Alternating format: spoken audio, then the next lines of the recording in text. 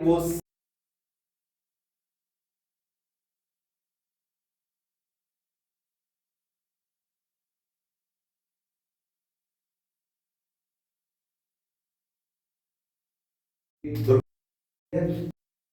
Germany Germany के पास समझ रहे हैं जगह। तो जब से घर में सॉरी तो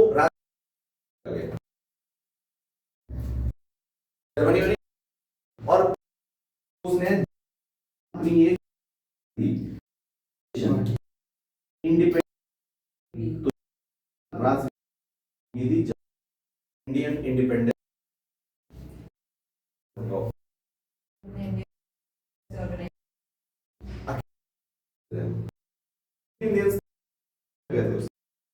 कभी हम चलेंगे तब समझ में आएगा। लीग फॉर्म किया था सैम इंग्लैंड में। जब हम बात करेंगे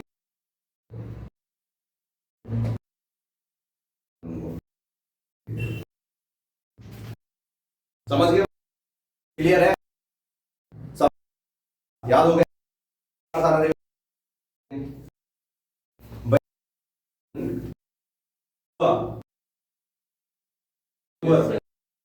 याद रख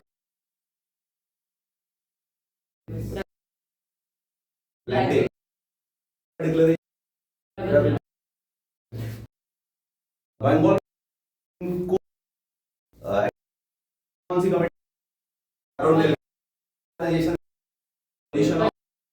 पार्टी में कौन था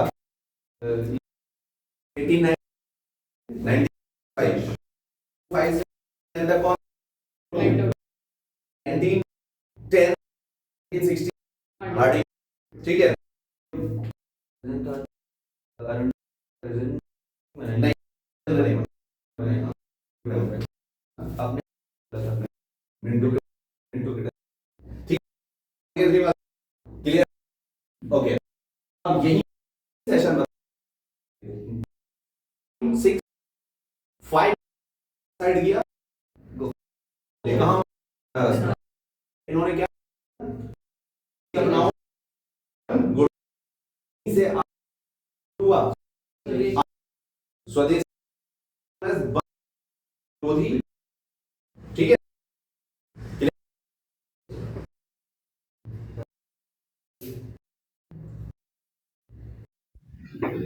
अच्छा वो हो गया है चार्ज हो गया है चल रही है अभी ब्लिंक हो रही है ना चार्ज हाँ निकालो।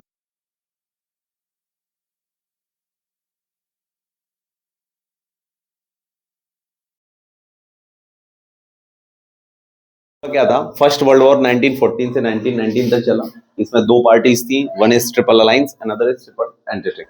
अलायंस में Germany Austria Hungary Italy Turkey, triple entity में फ्रांस इंग्लैंड रशिया। ठीक है ये थे। अब इसमें एक बात आपको ये समझनी है कि जैसे ही अंग्रेजों ने टर्की पे क्या किया कब्जा, वैसे ही मुस्लिम जगत के गुरु जो होते थे क्या नाम था उनका खलीफा, तो खलीफा को डिसरिस्पेक्ट कर दिया। कहां पे? टर्की में। तो जैसे ही खलीफा को डिसरिस्पेक्ट किया टर्की में तो सारे ही मुस्लिम्स किसके अगेंस्ट हो गए? ब्रिटिशर्स के। और इंडिया में एक मूवमेंट इनके खिलाफ जो है चलाया जाता है, खिलाफत मूवमेंट। अभी चलेंगे उसकी तरफ, लेकिन खिलाफत मूवमेंट में हमें समय है उसकी तरफ चलने। आपको हमने इससे पहले कल ये ज्ञान दिया था कि अंग्रेजों ने ही मुस्लिम्स के कान भर के एक पार्टी बनवाई थी। क्या नाम था उसका? मुस्लिम लीग। और एक और काम किया था, बंगाल पार्टीशन। दो काम किए थे। ठीक है, मुस्लिम्स ये समझ रहे थे इस समय पे कि अंग्रेज हमारे फायदे का कह रहे हैं, लेकिन जैसे ही मुस्लिम्स ने देखा कि हमारे सबसे बड़े गुरु खलीफा का क्या किया गया है, अपमान किया गया, डिसरिस्पेक्ट किया गया है, वैसे ही मुस्लिम्स किसके अगेंस्ट हो गए तुरंत? ब्रिटिश इंग्लैंड के। और अब यहीं पे होता है आपका लखनऊ पैक्ट। क्या होता है? लखनऊ पैक्ट। ये हमने आपको कल बताया था, है ना। लखनऊ सेशन कहां होता है? कब लखनऊ सेशन कब होता है? 1916 में, 1916 में। और इसका प्रेसिडेंट कौन होता है? अंबिका चरण मजूमदार। और जो 1907 में मॉडरेट्स और एक्सट्रीमिस्ट अलग अलग हुए थे कांग्रेस से, वो फिर से जुड़ गए। ठीक है, लेकिन एक और चीज हुई है,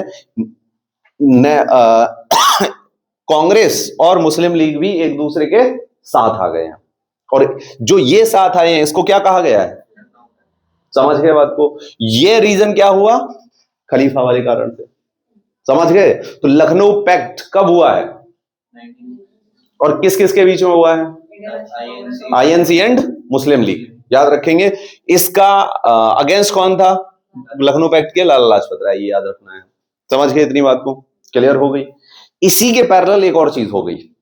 अच्छा, यहां पे एक और चीज समझ रही है, अंग्रेजों के खेमे में, अच्छा अंग्रेजों को बहुत सारे सोल्जर्स की जरूरत थी फर्स्ट वर्ल्ड वॉर में, तो बहुत सारे सोल्जर्स रिक्रूट करके इंडिया से फर्स्ट वर्ल्ड वॉर में इंग्लैंड की तरफ से लड़े थे जाके, और उसमें बहुत सारे सरदार थे। तो फर्स्ट वर्ल्ड वॉर की अगर आप फोटोज देखोगे तो उसमें बहुत सारे पगड़ी वाले लोग मिलेंगे आपको, है ना। रीजन क्या था? यहां से रिक्रूट करके गए।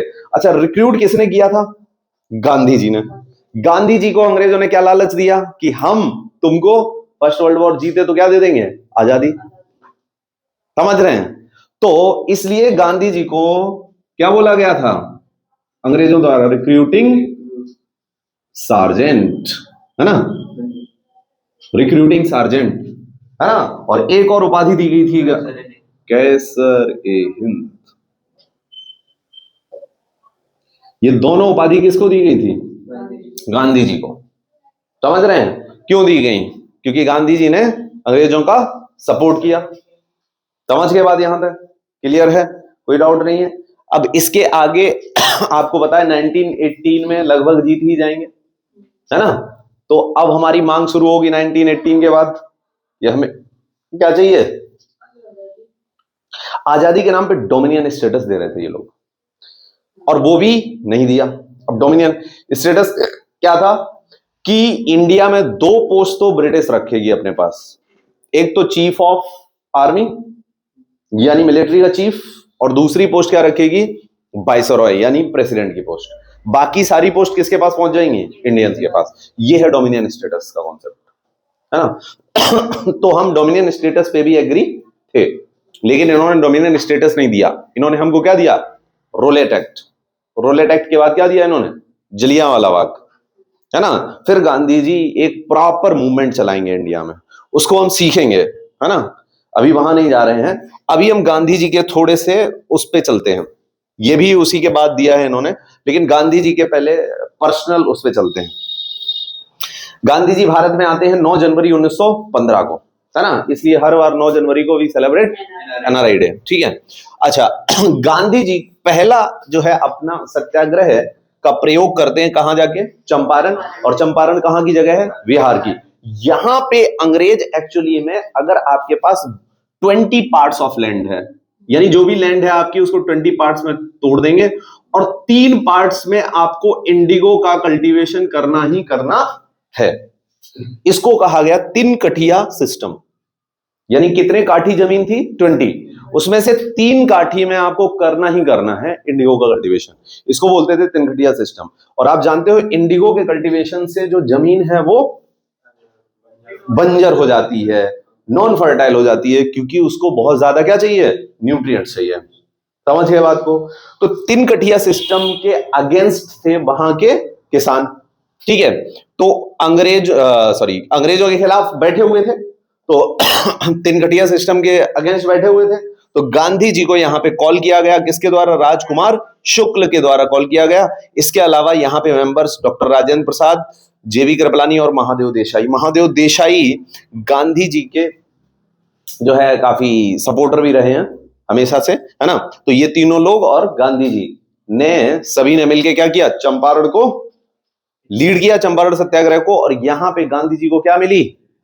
पहली सक्सेस। और जैसे ही पहली सक्सेस मिली, गांधी जी को क्या नाम दे दिया गया? किसके द्वारा? Rabindranath Tagore gives the title Mahatma to Gandhi. याद रखेंगे इतनी बात। तो पहला प्रयोग गांधी जी ने कहां किया सत्याग्रह का? चंपारण में। समझ में आया सिस्टम सारा? क्लियर हो गया एकदम, है ना? अच्छा, गांधी जी पे हम आगे भी चलेंगे। नेक्स्ट है अहमदाबाद मिल स्ट्राइक और तीसरा है खेड़ा सत्याग्रह। ये तीनों कंप्लीट होते हैं। ये गांधी जी के रीजनल टेस्ट हैं। तो रीजनल टेस्ट गांधी जी ने 3 दिए थे। सबसे पहला दिया था चंपारण, सक्सेस हुआ।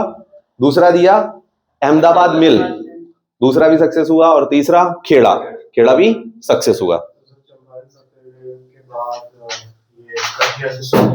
नहीं, अगर रहता तो फिर सक्सेस नहीं था, है ना? अबॉलिश हो गया।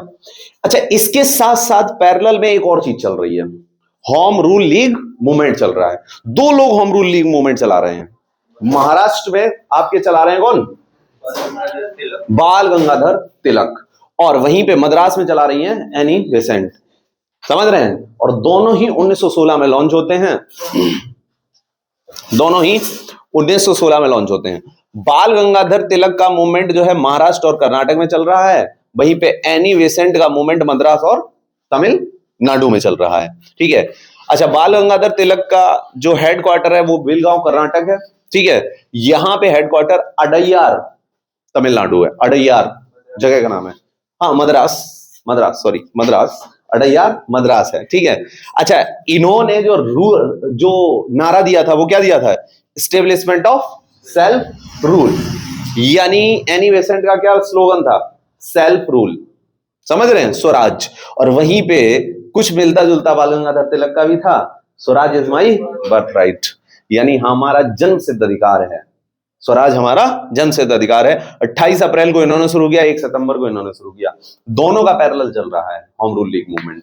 ठीक है। ये वही अरुणडेल हैं जिनकी कमेटी बनी थी, अरुणडेल कमेटी।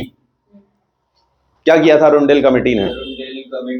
ये बोला था कि अबॉलिश कर दो बंगाल पार्टीशन को अबॉलिश कर दो। वही है जॉर्ज अरुणडेल। ठीक है। जो अंग्रेजों की ईस्ट इंडिया कंपनी की और ब्रिटिश रूल की जो दर्दनाक स्टोरी देख देख के ये लोग किसके साथ हो जाते थे? इंडियंस के ही साथ हो जाते थे। ठीक है। समझ में आ गई इतनी कहानी एकदम? कोई डाउट है? बाल गंगाधर तिलक ने 2 न्यूज़पेपर बोलो या मैगजीन बोलो, 2 न्यूज़पेपर या मैगजीन छापे थे। एक का नाम केसरी था, एक का नाम मराठा। क्लियर है? कोई डाउट नहीं यहां तक? अब चलते हैं आगे। अगस्त ये बाद में करेंगे, अभी पहले गांधी जी को कंप्लीट करते हैं। 2 और 3 2 और हमें सेक्शन करने हैं।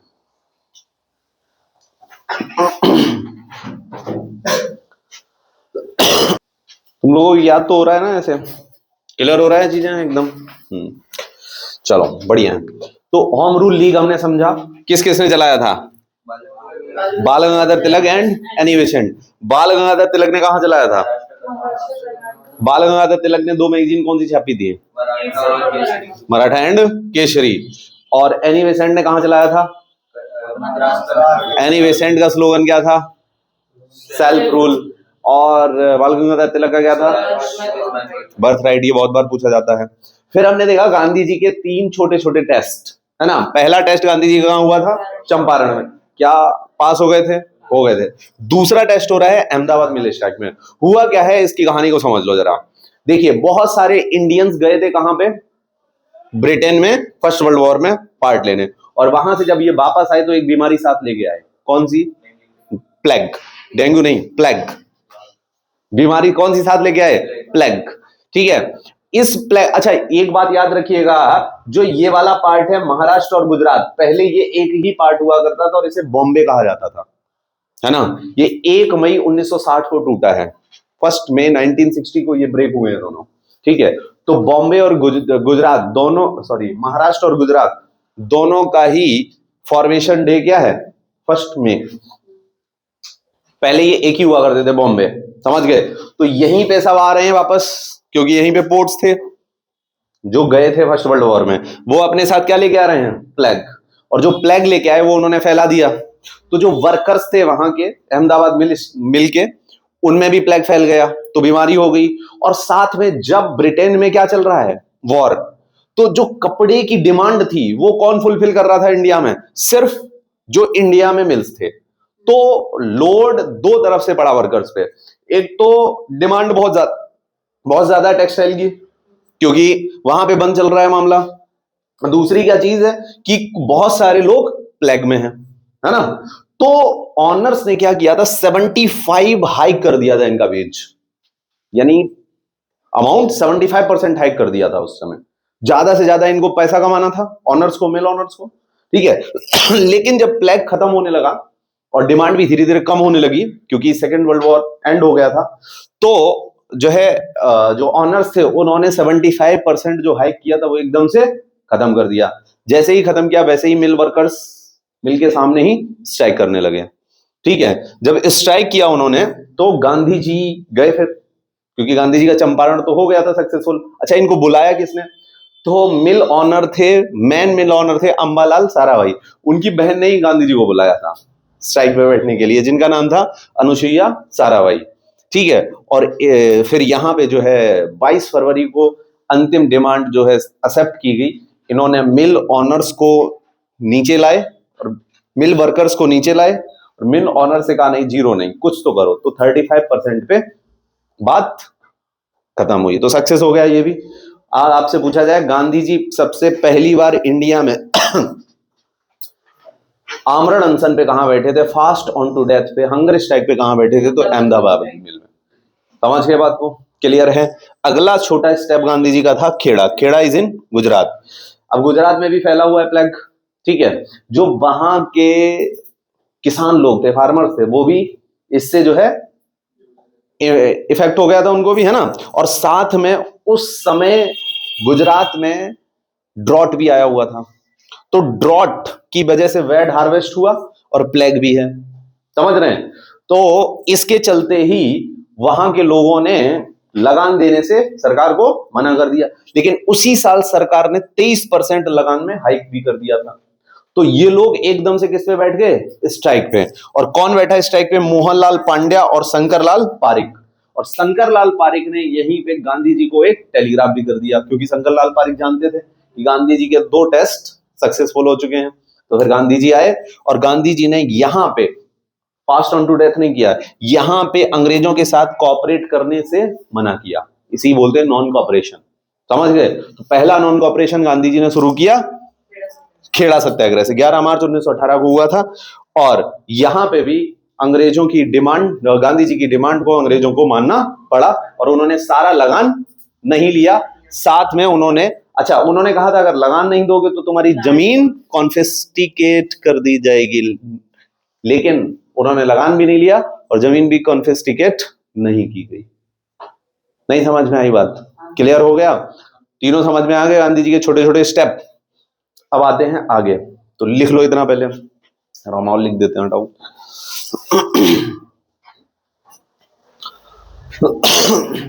अब कर दिया गवाड़ा। चलो सुनो, कहा, हाँ देखिए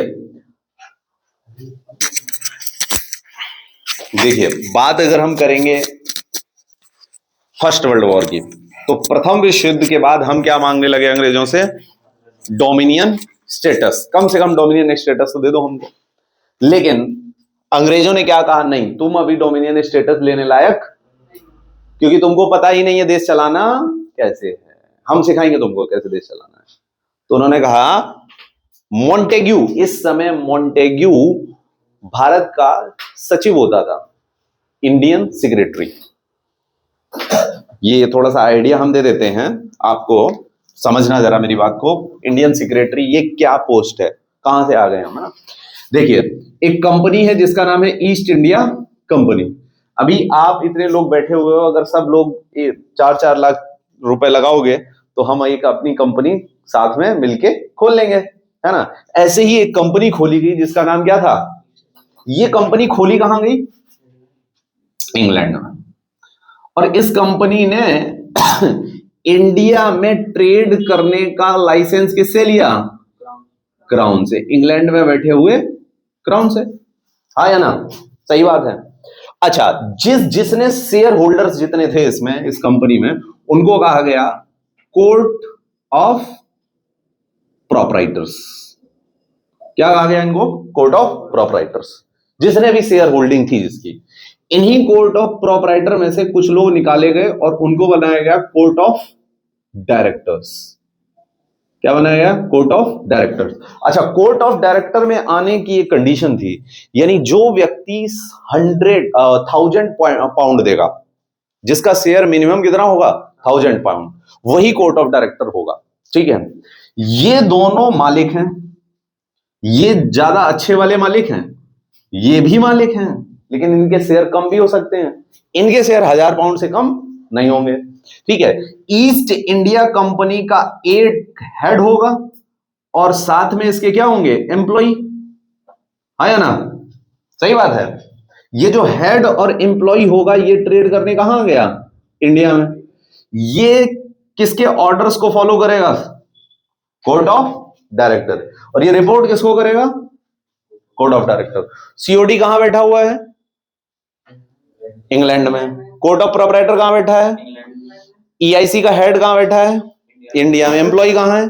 इंडिया में। समझ गए? ये कहानी है। क्लियर हो गए?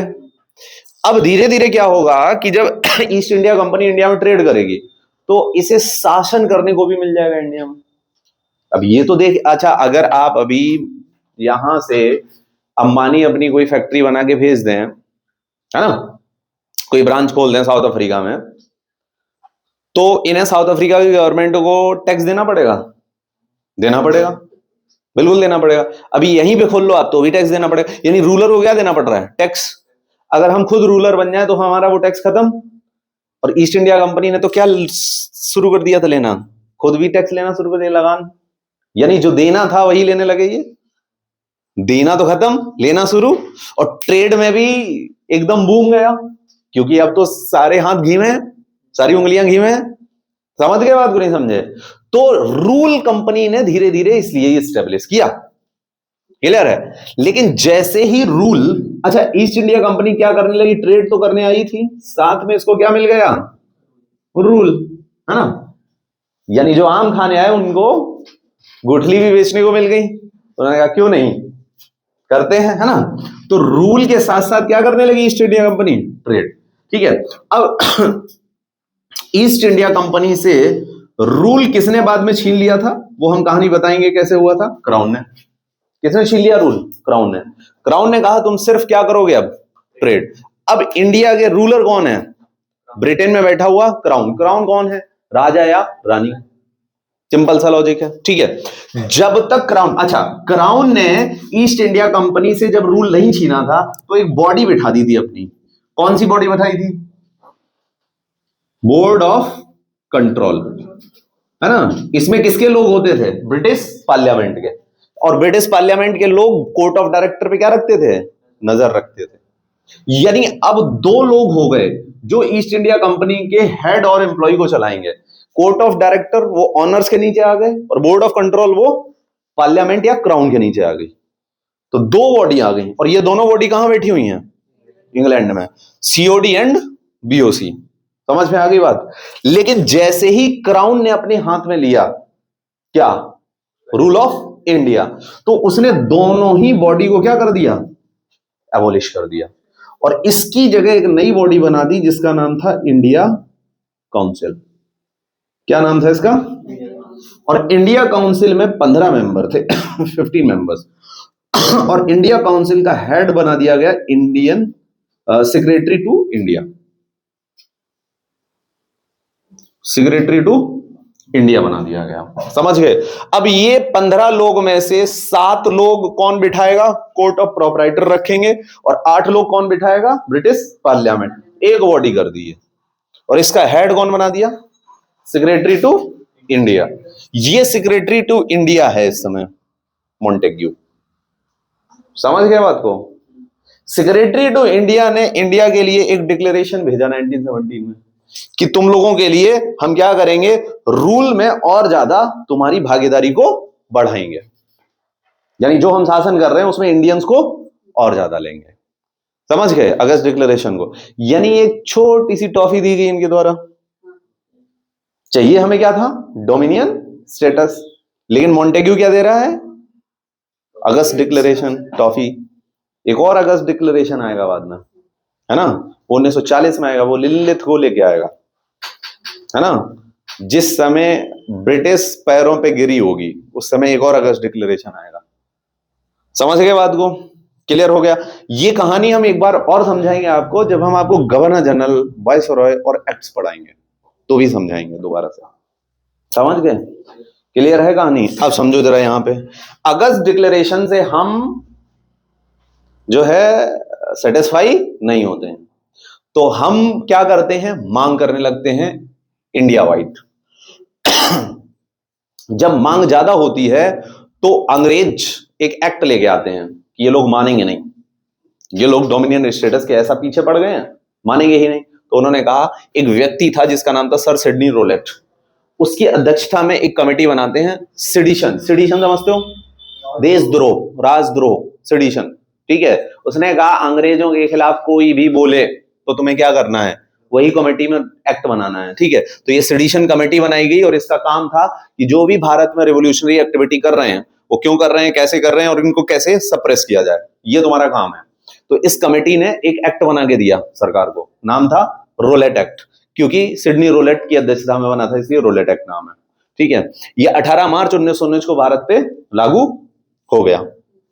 क्लियर है? ये सितंबर 1917 में बनी थी कमेटी, याद रखिएगा, सितंबर 1917 में बनाई गई थी। वैसे तो नहीं पूछा जाएगा कभी, इतनी डेट्स नहीं पूछी जाती हैं, ठीक है।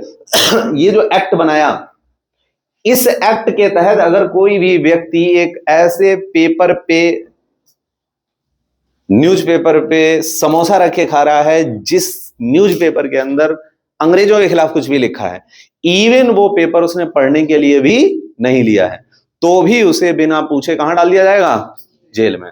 ये इस एक्ट का मेन प्रोविजन था, यानी अंग्रेजों के खिलाफ बोली गई एक भी बात तुमको सीधा कहां ले जाएगी, जेल। इसीलिए इस एक्ट को गांधी जी ने बिना अपील, बिना वकील और बिना दलील का एक्ट कहा, और इसके खिलाफ गांधी जी ने पूरे भारत में ही सबसे आग्रह किया कि सत्याग्रह की मीटिंग्स करो।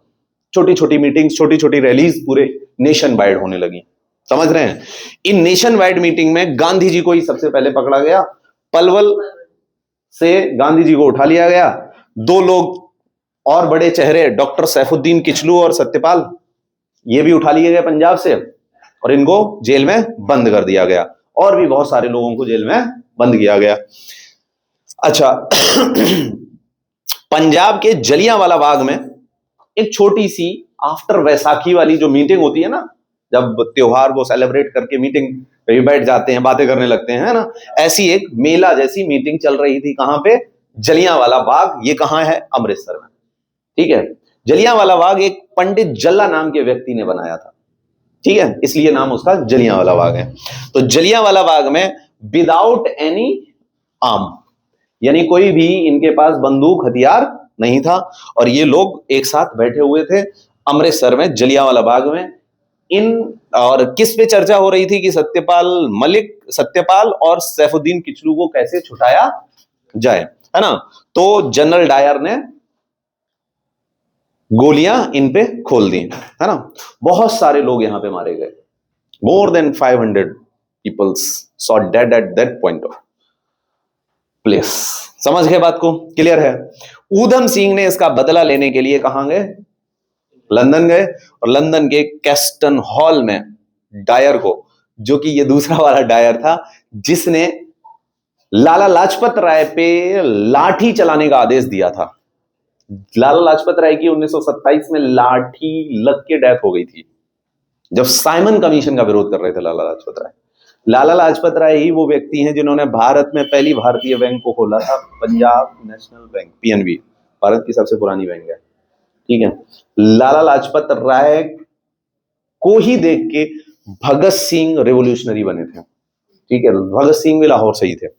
लाला लाजपत राय को लाहौर केसरी कहा जाता है, शेर पंजाब भी कहा जाता है। समझ गए बात को? क्लियर हो गया ऊधम सिंह तक की कहानी, है ना। और क्या था हमारा आगे? बस इतना ही था अभी तक तो। अब हमें आना है किस पे? हाँ, हंटर कमीशन।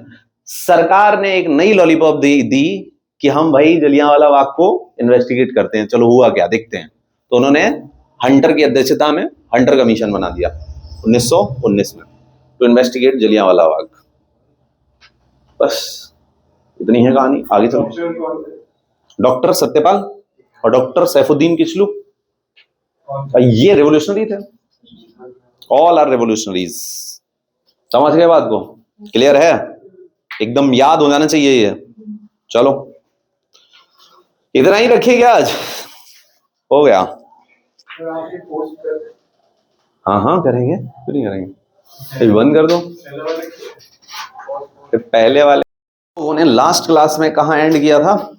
लास्ट क्लास में एंड किया था हम लोगों ने हंटर कमीशन। हंटर कमीशन बनाया गया था for what? Investigation for Jallianwala Bagh. उसी के आगे हम लोग चलते हैं, आज हम समझते हैं खिलाफत आंदोलन को। इससे पहले हमने रोलेट एक्ट बताया आपको, है ना, हंटर कमीशन, जलियांवाला बाग। तो ऐसा एक तूफान खड़ा हो चुका है इंडिया में कि अब हिंदू ही नहीं, मुस्लिम्स भी और सभी जो है ब्रिटिशर्स के क्या हो गए हैं? खिलाफ हो चुके हैं, ब्रिटिशर्स के अगेंस्ट हो चुके हैं। और ब्रिटिशर्स के अगेंस्ट होने में मुस्लिम्स के लिए एक सबसे बड़ा रीजन था टर्की से खलीफा की डिसरिस्पेक्ट, सबसे बड़ा रीजन था। और उसी वजह से ऑल वर्ल्ड में क्या चल रहा था? खिलाफत आंदोलन। ऑल वर्ल्ड में क्या, हम अपने इंडिया की अगर हम बात करें तो ऑल इंडिया खिलाफत कमेटी को फॉर्म किया गया, जिसके प्रेसिडेंट किसको बना दिया गया? महात्मा गांधी को। ये बहुत बड़ी बात है, जो कि एक हिंदू थे। मोहम्मद अली और शौकत अली, अली ब्रदर्स ने खिलाफत मूवमेंट को स्टार्ट किया था और इन्होंने गांधी जी की लोकप्रियता का फायदा उठाने के लिए गांधी जी को क्या बना दिया? प्रेसिडेंट खिलाफत मूवमेंट का। समझ गए बात को? अच्छा, गांधी जी क्यों बने? गांधी जी का भी फायदा था, क्योंकि गांधी जी को अंग्रेजों ने क्या कहा था फर्स्ट वर्ल्ड वॉर के बाद? हम तुमको क्या दे देंगे? Dominion status. नहीं मिला। क्या मिला उसके बदले में? हाँ, डोमिनियन स्टेटस नहीं मिला। क्या मिला उसके बदले में? उसके बदले में मिला रोलेट एक्ट। रोलेट एक्ट मिला, जलियांवाला बाग मिला। तो अब गांधी जी भी एक बड़े आंदोलन की तरफ रुख करने वाले हैं। तो गांधी जी ये देख रहे हैं कि हमारे आंदोलन में जितनी जनता आ रही थी उससे भी ज्यादा आएगी, हमको इसको सपोर्ट कर देना चाहिए। तो गांधी जी बन गए इसके प्रेसिडेंट। अच्छा, खिलाफत आंदोलन ड्यू टू टर्की इशू, ये समझ गए आप? टर्की को इन्होंने अनेक्स किया इन्होंने और उसको खलीफा को डिसरिस्पेक्ट किया, इसलिए खिलाफत आंदोलन इंडिया में शुरू किसने किया? Ali brothers, Shaukat Ali and Mohammad Ali. Clear है? इसकी कमेटी याद रखना, ऑल इंडिया खिलाफत कमेटी का प्रेसिडेंट कौन बना था? महात्मा गांधी, मोहनदास करमचंद गांधी। हम ज्यादा जगह एम के गांधी ही लिखेंगे, ठीक है? अच्छा, यहां पे एक और चीज समझो। अच्छा, खिलाफत आंदोलन 1922 में वापस ले लिया गया था। क्यों? क्योंकि मुस्लिम्स ने खलीफा की पोस्ट को ही अबॉलिश कर दिया। अगर पोस्ट ही अबॉलिश कर दी तो उसका फिर मतलब नहीं रहा। ये खिलाफत 1922 में वापस हो गया। नॉन कॉपरेशन मूवमेंट की अगर हम बात करेंगे तो ये गांधी जी ने कब लॉन्च किया? 1920 में। अच्छा, नॉन कॉपरेशन मूवमेंट को लॉन्च करने के लिए एक कांग्रेस का स्पेशल सेशन बुलाया गया। कहां पे? कलकत्ता में, जिसके प्रेसिडेंट थे लाला लाजपत राय। नॉन कॉपरेशन का मतलब क्या होता है? कॉपरेट ना करना। गांधी जी ने क्या कहा? कॉपरेट मत करो। किसके साथ? ब्रिटिशर्स के साथ। अच्छा, नहीं कॉपरेशन में क्या चीज थी? पहले तो सारा फॉरेन गुड्स क्या करो? बॉयकॉट करो। अच्छा, अगर फॉरेन गुड्स, यहां पे दिमाग लगाना है आपको, फॉरेन गुड्स अगर बॉयकॉट करेंगे तो क्या इंडिया के जो फैक्ट्री मिल ओनर्स हैं वो गांधी जी का सपोर्ट करेंगे? तो गांधी जी का सपोर्ट करते थे ये लोग। यहां पे एग्जांपल भी मैं आपको देता हूं। गांधी जी जब भारत में आए थे तो इन्होंने अपना पहला आश्रम 25 मई 1915 को कोचरब गुजरात में खोला था। यही आश्रम ट्रांसफर हो गया अहमदाबाद में। अहमदाबाद से कौन सी नदी निकलती है? साबरमती। तो साबरमती आश्रम इसका नाम पड़ गया। इसी का दूसरा नाम था हृदय कुंज। इसको हृदय कुंज के नाम से भी पुकारते थे। और इसका सारा जो पैसे का इंतजाम है वो अंबालाल साराभाई करते थे। याद आई ये अंबालाल साराभाई आपको? Yes, Ahmedabad mill strike owner थे, है ना? तो याद रखिएगा। और 1917 से 1930 तक गांधी जी इसी आश्रम में रहे, साबरमती आश्रम में। कौन सी नदी के किनारे है अगर पूछा जाए? साबरमती। कौन से शहर में है? अहमदाबाद में। पहले कहां एस्टेब्लिश किया था? कोचरब। समझ रहे हैं बात को? फिर ट्रांसफर हो गया इसका, क्लियर है? घर ही ट्रांसफर हो गया, समझ रहे हैं? ठीक है, तो इतनी बात क्लियर हो गई आपको, कोई डाउट नहीं है ना? तो अब देखो गांधी जी ने बॉयकॉट। अच्छा, दूसरी चीज गांधी जी एक और चीज जानते थे कि अगर हमने लिक्कोर के अगेंस्ट बोला तो भारत की महिलाएं भी हमारा साथ देंगी। तो गांधी जी ने कहा सारी लिक्कोर की दुकानों के सामने प्रोटेस्ट करना है तुमको। तो गांधी जी के साथ महिलाएं भी हो गई। ये स्टेप था गांधी जी का। तीसरा कहा लॉयर्स, स्टूडेंट, कोई स्कूल में नहीं जाएगा ब्रिटिशर्स के, सब प्रोटेस्ट करेंगे। क्लर्क, कोई वर्क करने नहीं जाएगा। यहीं से एक जमात खड़ी होगी, एक ग्रुप खड़ा होगा जो 1922 से लेकर 1934 तक भारत में रिवॉल्यूशनरी फेस करेगा। अब गांधी जी देखो यहीं पे भगत सिंह कब आ रहे हैं? 1922 में आ रहे हैं। गांधी जी नहीं तो रोका है उनको, सुभाष चंद्र बोस। सुभाष चंद्र बोस ने आईसीएस की परीक्षा में चौथी रैंक प्राप्त की थी 1920 में। 1921 में रिजाइन देके वापस आ गए नॉन कॉपरेशन मूवमेंट को सपोर्ट करने के लिए, है ना? कहां जन्म हुआ सुभाष चंद्र बोस का? कटक, 1897 में कटक में जन्म हुआ था सुभाष चंद्र बोस का, उड़ीसा। कब जन्म हुआ था? 1897 में 23 जनवरी को। और इसी दिन हम मनाते हैं पराक्रम दिवस। सुभाष चंद्र बोस के जन्मदिन पे पराक्रम दिवस मनाया जाता है 23 जनवरी को। 1897 कटक उड़ीसा में जन्म हुआ था। समझ रहे हो बात को? 23 जनवरी सुना नहीं है तुमने पराक्रम दिवस? हाँ, अभी तो आया ही था। एक जगह हम यही चीज पढ़ा रहे थे और उस दिन 23 जनवरी ही थी।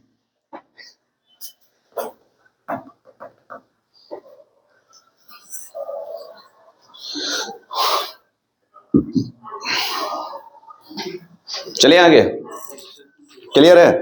तो ओके, अब गांधी जी ने ये चीजें कही और गांधी जी ने एक और चीज कही कि भाई कोई भी वायलेंस नहीं करेगा, क्योंकि गांधी जी जानते थे वायलेंस इक्वल टू वॉर, और वो हम तो कर नहीं सकते, अंग्रेजों के पास सब कुछ ज्यादा है ना? तो गांधी जी ये जानते थे कि नॉन वायलेंस रखना है। लेकिन होता क्या है, अच्छा गांधी जी अकेले इस मूवमेंट को लीड नहीं कर रहे थे, ये ऑल इंडिया मूवमेंट था। गांधी जी अकेले इस मूवमेंट को लीड नहीं कर रहे थे, अलग अलग जगह पे इस मूवमेंट को अलग अलग लोग लीड कर रहे थे। एक व्यक्ति थे जिनका नाम था भगवान अहीर। क्या नाम था?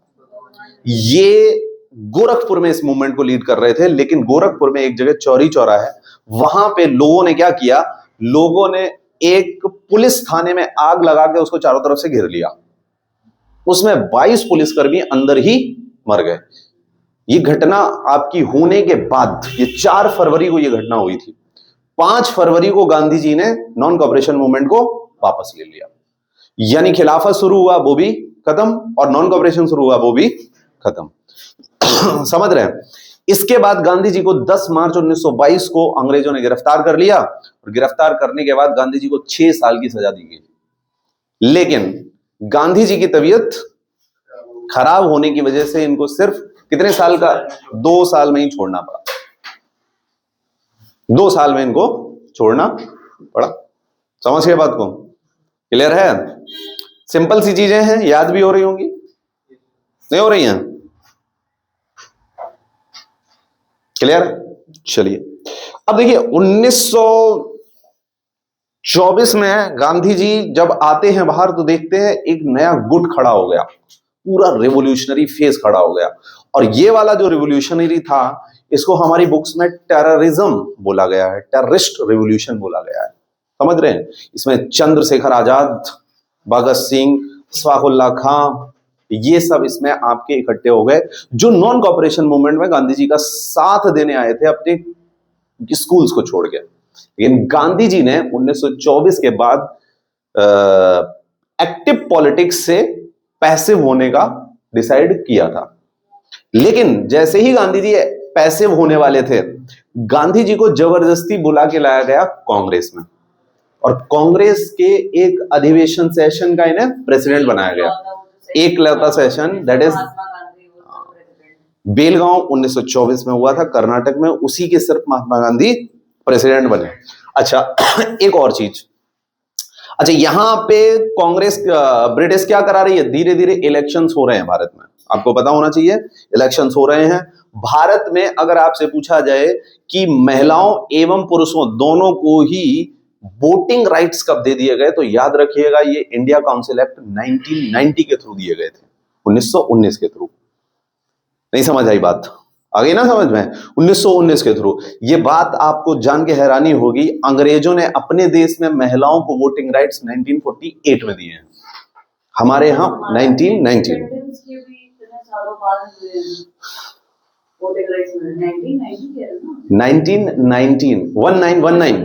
हाँ 1919 नहीं नहीं 1919। हम ये कह रहे हैं कि अंग्रेजों ने अपनी महिलाओं को वोटिंग राइट्स 1948 में दिए थे, हमें पहले मिल गए थे, समझ रहे हो बात को, ठीक है। तो इसका मतलब है कि भारत में इलेक्शंस भी हो रहे होंगे।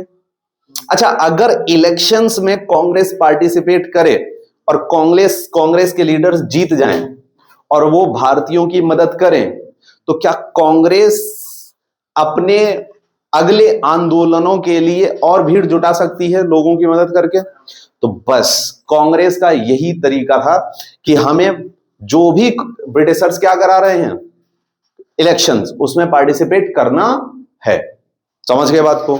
अब कांग्रेस के नाम पे कांग्रेस वाले लीडर्स पार्टिसिपेट करने वाले नहीं है, क्योंकि कांग्रेस इज अगेंस्ट ब्रिटिशर्स। अब तुम एक तरफ कह रहे हो कि तुम लॉ बैरिस्टर वकालत मत करो, कहीं भी कोर्ट में जाके पढ़ो मत अंग्रेजों के उसमें, और तुम ही उनके इलेक्शंस में पार्टिसिपेट कर रहे हो, तो ये क्या हो जाएगा, डबल स्टैंडर्ड्स हो जाएंगे। तो यहीं पे एक नई पार्टी बनाई जाती है, बनाते कांग्रेस के लीडर्स हैं, लेकिन इसका मतलब सिर्फ और सिर्फ इलेक्शंस में पार्टिसिपेट करना होता है, इसका नाम है स्वराज पार्टी। फिर गांधी जी आते हैं और कहते हैं देखो ठीक है तुमने स्वराज पार्टी बना ली, तुम्हारा मुख्य उद्देश्य यह है, दो लोग इसके मेन लीडर थे, मोतीलाल नेहरू, जवाहरलाल नेहरू के पिता, और चित्तरंजन दास। चित्तरंजन दास की 1925 में मृत्यु हो जाती है, इसलिए यह पार्टी एक मुख्य उद्देश्य के लिए बनाई गई थी, इसलिए यह पार्टी आगे लीड नहीं करती है, समझ गए। गांधी जी यहां पे बीच में आते हैं कि देखो कहीं ना कहीं ऐसा ना हो कि कांग्रेस एक बड़ा ऑर्गेनाइजेशन है, उससे टूट के एक और पार्टी बन जाए।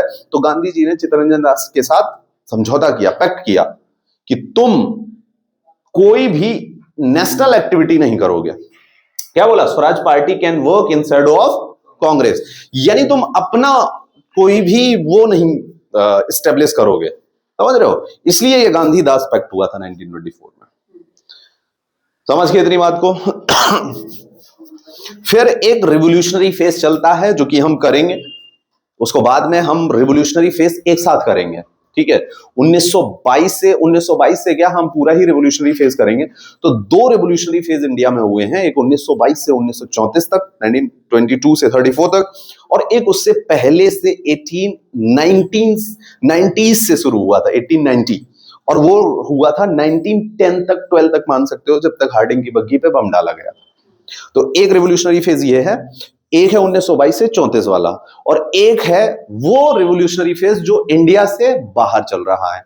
तो तीन रिवोल्यूशनरी फेज हमें इंडिया से बाहर भी रिवोल्यूशनरी, जैसे गदर पार्टी कहां फॉर्म हुई थी, यूएसए में, है ना। लाला हरदयाल ने गदर पार्टी को देखो फॉर्म किया था, है ना। जैसे हमने आपको बताया था रास बिहारी बोस ने इंडियन इंडिपेंडेंस लीग फॉर्म की थी जापान में, आजाद हिंद फौज फॉर्म हुई थी, है ना। ये इंडिया के हाँ Myanmar and Singapore, mainly Singapore में, ठीक है।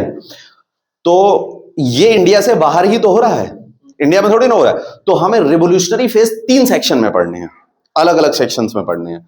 टफ कुछ नहीं है, सब इजी है, एक दूसरे से लिंक हुए।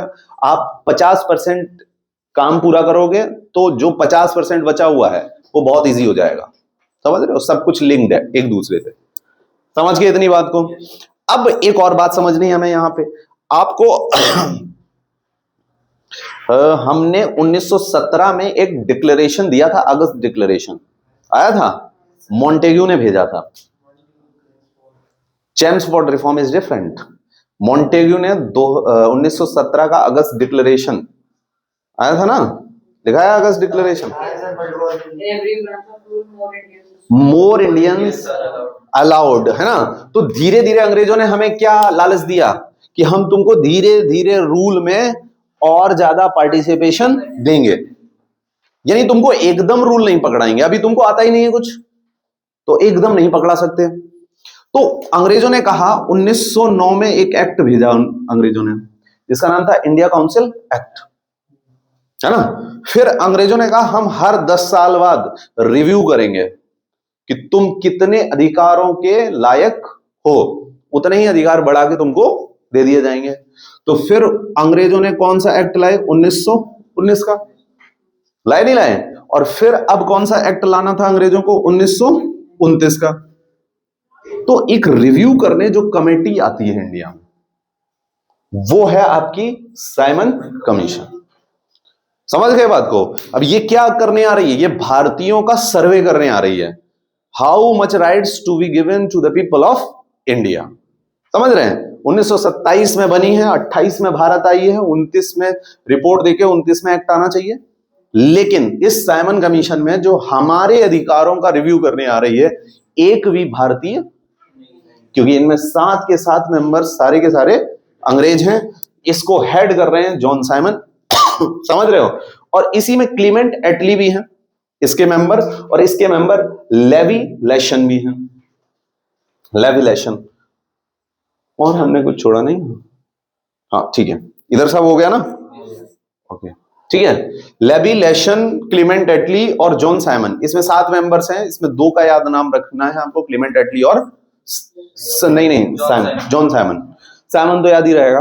क्लीमेंट एटली के बारे में एक बात आपको याद रखनी है कि जब भारत आजाद हो रहा था तो ब्रिटिश के प्रधानमंत्री क्लीमेंट एटली ही थे उस समय। क्लीमेंट एटली हम ये पढ़ाएंगे भी, जब लिखाएंगे इंडियन इंडिपेंडेंस तो वहां पे बताएंगे आपको। क्लीमेंट एटली ने एटली डिक्लेरेशन दिया था कि जून 1948 से पहले ब्रिटिशर्स भारत छोड़ देंगे। ये एटली डिक्लेरेशन कहलाता है ये, ठीक है। तो at the time of independence Bharat का प्रधानमंत्री, ब्रिटेन का प्रधानमंत्री कौन था, और इनसे पहले ब्रिटेन के प्रधानमंत्री थे विंस्टन चर्चिल। विंस्टन चर्चिल, तो 2 प्रधानमंत्री, 3 याद होंगे अभी आपको, एक और रैमजे मैकडोनाल्ड, उनका भी एक इंपॉर्टेंट रोल देखने को मिलता है। 3rd राउंड टेबल, सारी राउंड टेबल कॉन्फ्रेंस उन्हीं ने आयोजित की थी, ठीक है। तो 3 ब्रिटेन के प्रधानमंत्री याद रखने हैं हमें, रैमजे मैकडोनाल्ड, चर्चिल और एटली, है ना। विंस्टन चर्चिल वही व्यक्ति है जिसने गांधी जी को अर्धनंग फकीर कहा था, हाफ नेक्ड सेंट। समझ रहे हैं, कब कहा था, बस आने ही वाला है वो पल, ठीक है। जॉन साइमन, साइमन कमीशन 3 फरवरी 1928 को साइमन कमीशन का बेड़ा बंबई में उतरता है, और बंबई में जब उतरता है तो इसका पुरजोर विरोध किया जाता है, ठीक है। आने से पहले ही जो आपका सेशन हुआ था M.A. अंसारी की अध्यक्षता में, किसका, कांग्रेस का सेशन, ठीक है। इसमें कंप्लीट बॉयकट, साइमन कमीशन के रिस्पेक्ट में क्या बोला गया, कंप्लीट बॉयकट, ठीक है। और जब भारत में बंबई में ये उतरता है तो साइमन गो बैक के नारे लगाए जाते हैं, काले झंडे फहराए जाते हैं, समझ। और इसके विरोध में अलग अलग जगह पे प्रदर्शन किए जाते हैं। एक प्रदर्शन जिसको लाहौर में लाला लाजपत राय लीड कर रहे थे, कहां पे, लाहौर में, वहां पे इनकी पुलिस की लाठी सर पे लगने से डेथ हो जाती है, समझ रहे हैं। तो याद रखिएगा, लाला लाजपत राय ने पीएनबी बैंक को स्टेब्लिश किया था, ये हमने आपको बताया था, शेर पंजाब इनको कहा जाता है, ठीक है। इसके अलावा लाला लाजपत राय ने एक स्लोगन भी दिया था, मेरे सर पे लगी एक एक लाठी अंग्रेजों के ताबूत की अंतिम कील साबित होगी, है ना, last nail in the coffin, सुना होगा आपने, प्रोवर्ब भी है। तो वही लाला लाजपत राय ने बोला था, हाँ समझ गए। हॉस्पिटल में इनकी डेथ हुई थी, क्लियर है बात इतनी, यहां तक समझ गए ना, कोई डाउट नहीं है। अब आगे चलते हैं। अच्छा, अंग्रेजों ये सर्वे करने आए थे, साइमन कमीशन सर्वे करने आया था। साइमन कमीशन जो सर्वे करने आया था, साइमन कमीशन का पूरे भारत में ही विरोध हो रहा था। तो अंग्रेजों ने कांग्रेस पार्टी से और इन पार्टी से ही कहा, अच्छा ठीक है, तुम कौन सा संविधान चाहते हो, तुम ही बना के दे दो हमको, वही हम लागू कर देंगे। तो यहां पे एकता नहीं थी, तो नेहरू ने अलग संविधान बनाया और जिन्ना ने अलग संविधान बनाया। बस अब दोनों ने अलग अलग बनाया तो अंग्रेजों को मिल गया मौका। उन्होंने कहा तुम लोगों में आपस में ही नहीं है, अब इनका लागू करें या तुम्हारा। उन्होंने कहा हम ही बनाएंगे, वही लागू होगा, है ना। तो इसी वजह से नेहरू रिपोर्ट 1928 में आती है और जिन्ना का 14 डिमांड फॉर्मूला आता है। नेहरू रिपोर्ट के लिए कांग्रेस ने हरी झंडी दी थी और इसके मेंबर 9 मेंबर थे इसमें, जिसमें मोतीलाल नेहरू इसके अध्यक्ष थे, प्रेसिडेंट थे, और इसके एक मेंबर सुभाष चंद्र बोस। याद रखना, सुभाष चंद्र बोस 1921 में जब आए थे भारत, नॉन कोऑपरेशन मूवमेंट के बाद कंप्लीटली एक्टिव पॉलिटिकल सपोर्टर हो गए थे कांग्रेस के और कंप्लीट एक्टिव हो गए थे ये। 1939 में इन्होंने फॉरवर्ड ब्लॉक नामक फॉरवर्ड ब्लॉक अपनी पार्टी बना ली थी। फिर अंग्रेजों ने उसको टेररिस्ट ऑर्गेनाइजेशन डिक्लेयर कर दिया। फिर ये गए थे 1939 के बाद काबुल होते हुए जर्मनी से हिटलर के बाद जाते हैं जापान। ठीक है, वो आजाद हिंद फौज में हम उसकी पूरी क्रोनोलॉजिकल ऑर्डर देखेंगे, समझ रहे हो। इसमें इन्होंने क्या बोला, पहले तो सरकार को रिस्पॉन्सिबल गवर्नमेंट होना चाहिए, भारत के लिए रिस्पॉन्सिबल होना चाहिए। जो डायरकी है, डायरकी समझते हो, द्वैत शासन, प्रोविंसेस में डायरकी स्टेब्लिश हो चुकी थी। डायरकी कैसे, अंग्रेज भी शासन कर रहे थे और अभी हमने थोड़ी देर पहले आपको बताया, नहीं, अभी हमने थोड़ी देर पहले आपको बताया, वो तो नवाब, वो तो डायरकी बहुत पहले स्टेब्लिश हुई थी, है ना, बंगाल में हुई थी। इलेक्शंस हो रहे हैं, अब इलेक्शंस में कौन जीतेगा, इंडियंस। तो इंडियंस भी रूल कर रहे हैं प्रोविंसेस में और ब्रिटिशर्स भी, तो डायरकी हो गई ना। तो डायरकी क्या होनी चाहिए, एंड होनी चाहिए। सुप्रीम कोर्ट, अगर इंडिया में कोई भी केस होता था तो उसकी फाइनल अपील कहां करते थे, जाके ब्रिटेन में। ब्रिटेन में एक कोर्ट था, कोर्ट जैसी चीज थी, क्या बोलते थे उसको, प्रीवी काउंसिल। तो फाइनल जो आपकी अपील है वो कहां होती थी, जाके प्रीवी काउंसिल। प्रीवी काउंसिल कहां है, ब्रिटेन में। तो यहां से क्या डिमांड की मोतीलाल नेहरू ने, कि इंडिया में ही फाइनल अपीलेट ज्यूरिसडिक्शन होना चाहिए। फाइनल अपील कहां हो सकती है, सिर्फ इंडिया में। समझ रहे बात को। इसके आगे वाई कैमरलिज्म होना चाहिए, 2 हाउसेज होने चाहिए सेंटर पे, है ना। अभी बाई कैमरलिज्म है, यूनिकैमरलिज्म है, वाई कैमरलिज्म है, यहीं से स्टार्ट हुआ था। गवर्नमेंट ऑफ इंडिया एक्ट 1935 में दिया भी है इन्होंने वाई कैमरलिज्म, डायरकी एंड भी की है, ठीक है, समझ रहे हैं। फंडामेंटल राइट्स लोगों को दिए जाने चाहिए, क्लियर है बात, इतनी कोई डाउट नहीं। उधर जिन्ना अपना बोल रहे हैं कि फेडरल सिस्टम होना चाहिए, 1/3 मुस्लिम्स होने चाहिए लेजिस्लेटिव असेंबली में। सेंट्रल लेजिस्लेटिव असेंबली की बात हो रही है, स्टेट में नहीं, है ना। तब स्टेट, तब वहां पे भी सेंट्रल लेजिस्लेटिव असेंबली और सेंट्रल लेजिस्लेटिव काउंसिल हुआ करते थे, राज्यसभा लोकसभा नहीं हुआ करती थी। वो अंग्रेजों को खुद नहीं पता था राज्यसभा लोकसभा, वो हम बोले हैं उनको, है ना। और वो भी हमारे कॉन्स्टिट्यूशन में राज्यसभा लोकसभा वर्ड नहीं है। कॉन्स्टिट्यूशन में क्या है ना, house of people and council of states. Separate electorates होनी चाहिए सारे धर्मों की अलग अलग, है ना। जो 1909 में सेपरेट इलेक्टोरेट्स दी थी ना, ये सिखाएंगे हम क्या है सेपरेट इलेक्टोरेट्स। ये रिजर्वेशन से भी खतरनाक चीज है। ये रिजर्वेशन तो पॉजिटिव माना जाता है, ये निगेटिव है। रिलीजियस फ्रीडम होना चाहिए, वो तो सभी के पास अब तो है ही, रिलीजियस फ्रीडम होना चाहिए। पर्सनल लॉ मुस्लिम्स के लिए होना चाहिए, वो आज इंडिया में है,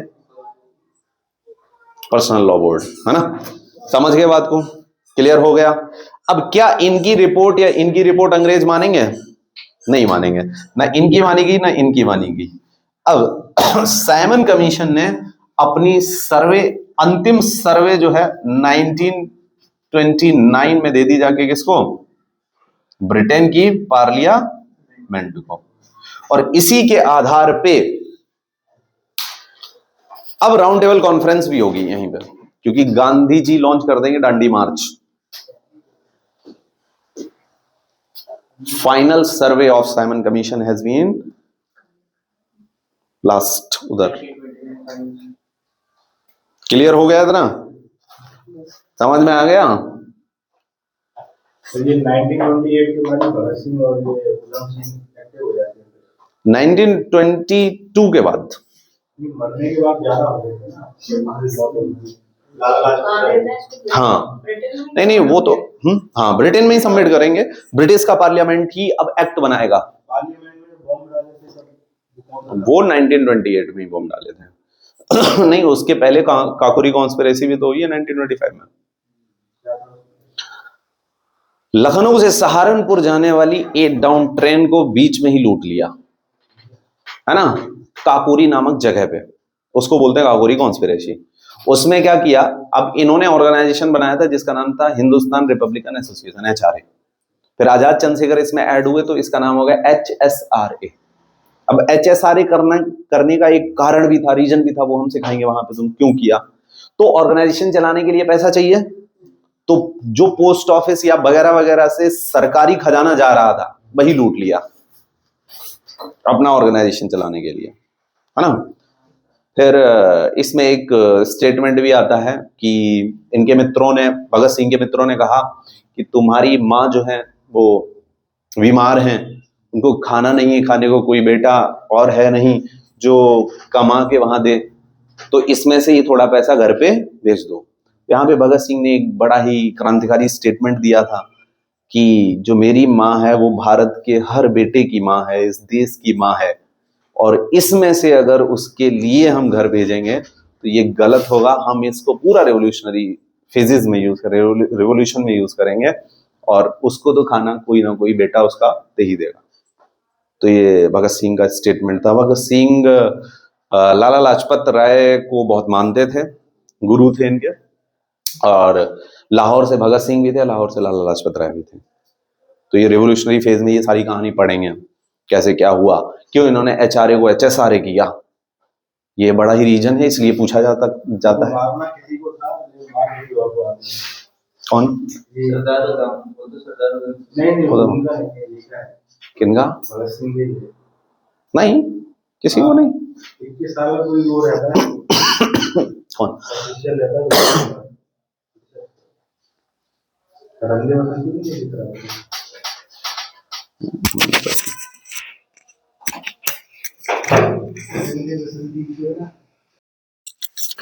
तो हम लोग सीख रहे हैं रेवोल्यूशनरी फेज को, ठीक है ना।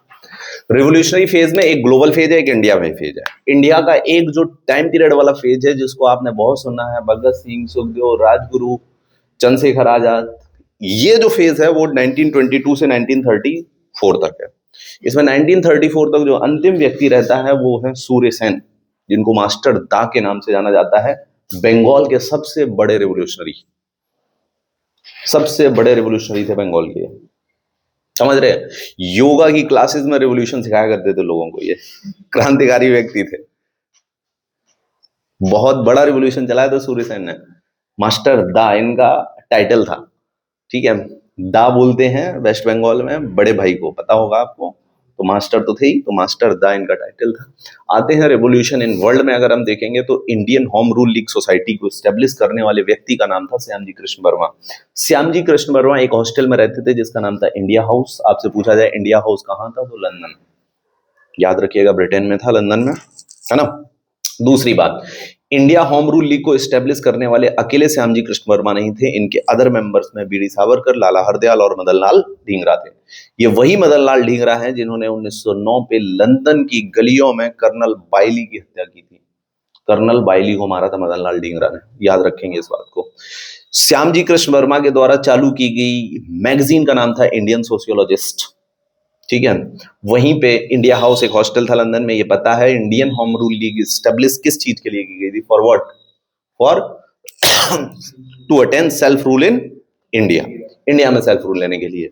और इसी से संबंधित एक व्यक्ति थे जिनका नाम था बीडी सावरकर। बीडी सावरकर भी एक एक्टिव पार्टिसिपेंट थे इंडियन रिवोल्यूशनरी फेज के।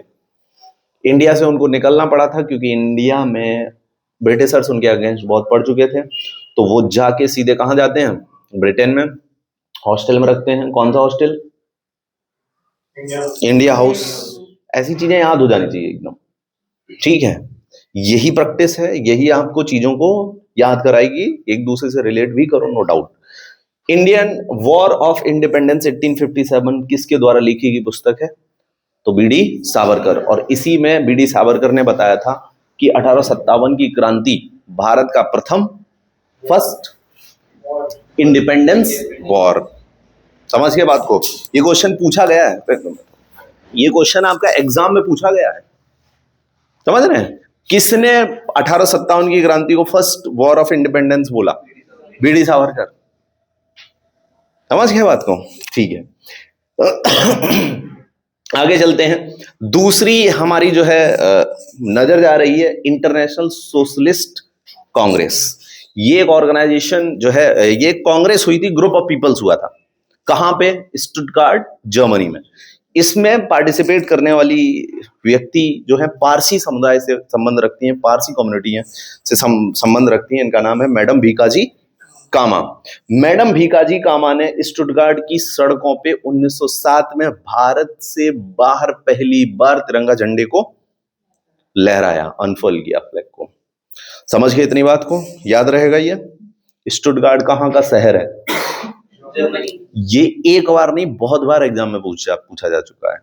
अब ये रीजन ये है पूछने का, स्टुटगार्ट कहाँ का शहर है। वैनकूवर कहाँ का शहर है?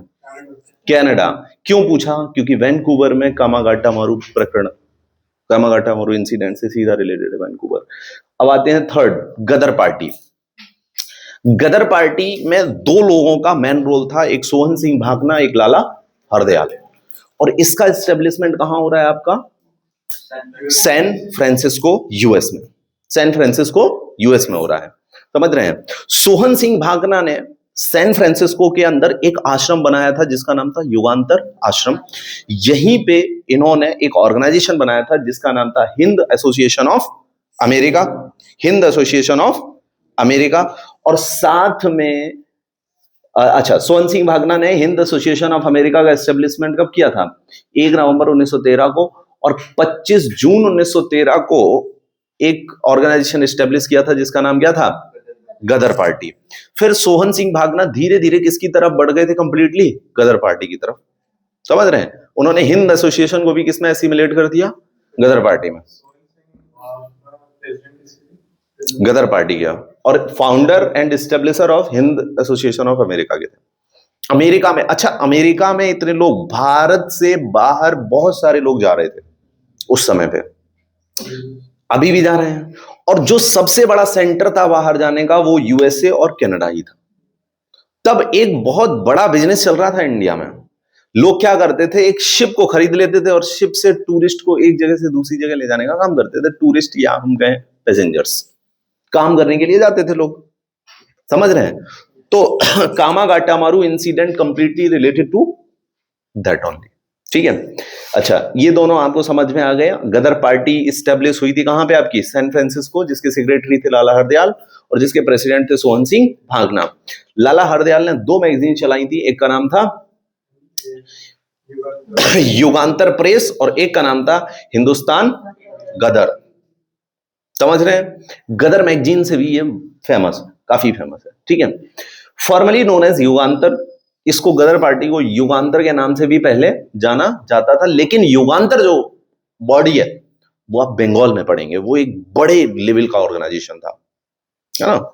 समझ गए? अब आते हैं इंडियन इंडिपेंडेंस लीग। जैसा कि आपको पता है इंडियन इंडिपेंडेंस लीग सिर्फ यूएसए में या सिर्फ जापान में नहीं बनी थी, और भी बहुत जगह पे इंडियन इंडिपेंडेंस लीग का और एस्टेब्लिश देखने को मिलता है हमको। ठीक है, इंडियन इंडिपेंडेंस लीग को कैलिफोर्निया में एस्टेब्लिश करने वाले व्यक्ति का नाम था द्वारकानाथ दास। ठीक है, इन्होंने इंडिपेंडेंट हिंदुस्तान नामक मैगजीन को भी छापा था। इंडियन इंडिपेंडेंस लीग को जापान में एस्टेब्लिश करने वाले व्यक्ति का नाम था रास बिहारी बोस। देयर आर 2 रास बिहारी, रास बिहारी घोष, रास बिहारी बोस। जो क्रांतिकारी थे, जो बड़े पैमाने के क्रांतिकारी थे, जो मारना मरना वाला क्रांति रिवॉल्यूशन करते थे, वो बोस हैं। और वो लोग इंडिया में कम मिलेंगे तुमको, क्योंकि इंडिया में तो इनको कभी भी हैंग किया जा सकता है, इसलिए ये ऐसे काम करके निकल लेते थे। समझ रहे हैं? तो इसलिए सारे बाहर वाले एकदम गर्म खून वाले लोग हैं। आजाद सुभाष चंद्र बोस भी बाहर निकल जाएंगे बाद में। ठीक है, हिंद एसोसिएशन ऑफ अमेरिका, समझ में आ गया, सोहन सिंह भागना, है ना। युगांतर आश्रम नामक एक आश्रम एस्टेब्लिश किया था इन्होंने सैन फ्रांसिस्को यूएसए में। अगला है आपका कामागाटामारू इंसिडेंट। एक व्यक्ति थे जिनका नाम था गुरदत्त सिंह। गुरदत्त सिंह ने जापान की एक कंपनी से एक शिप खरीदा जिसका नाम था कामागाटामारू, उस शिप का नाम था।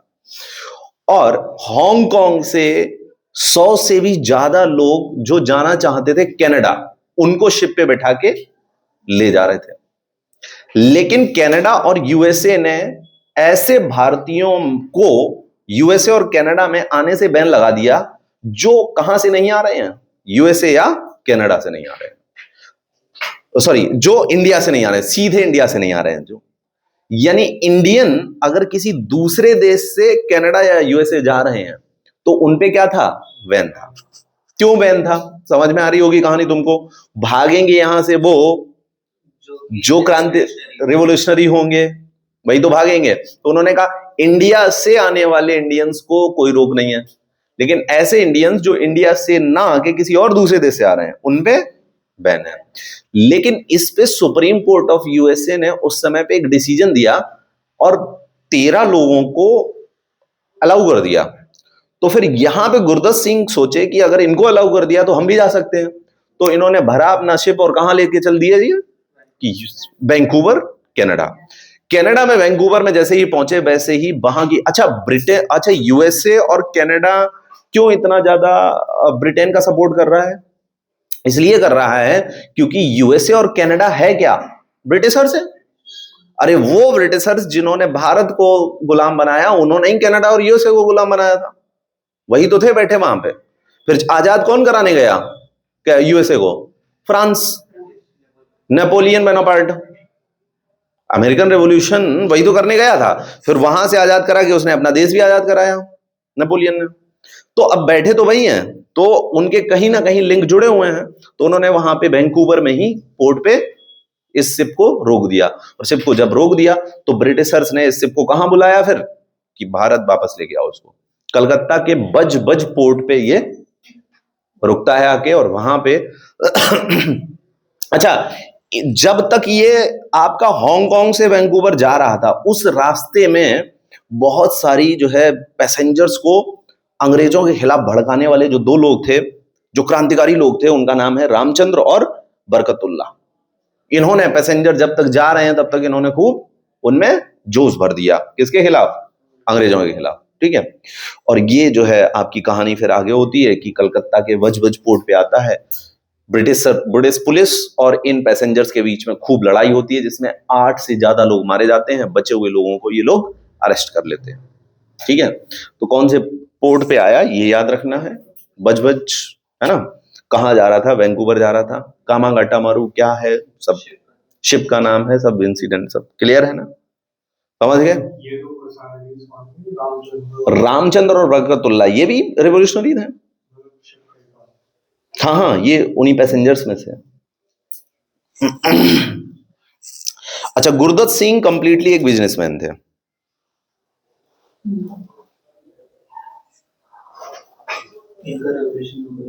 हम्म,